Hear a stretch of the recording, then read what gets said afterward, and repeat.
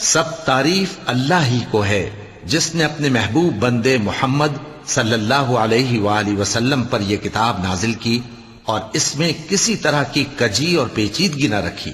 بلکہ سیدھی اور سلیس اتاری تاکہ لوگوں کو عذاب سخت سے جو اس کی طرف سے آنے والا ہے ڈرائے، اور مومنوں کو جو نیک عمل کرتے ہیں خوشخبری سنائے کہ ان کے لیے ان کے کاموں کا نیک بدلہ یعنی بہشت ہے جس میں وہ ہمیشہ رہیں گے،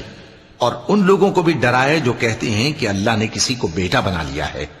ان کو اس بات کا کچھ بھی علم نہیں اور نہ ان کے باپ دادا ہی کو تھا۔ یہ بڑی سخت بات ہے جو ان کے منہ سے نکلتی ہے، اور کچھ شک نہیں کہ یہ جو کچھ کہتے ہیں محض جھوٹ ہے۔ اے پیغمبر، اگر یہ اس کلام پر ایمان نہ لائیں تو شاید تم ان کے پیچھے رنج کر کر کے اپنے تئیں ہلاک کر دو گے۔ جو چیز زمین پر ہے ہم نے اس کو زمین کے لیے زینت بنایا ہے تاکہ لوگوں کی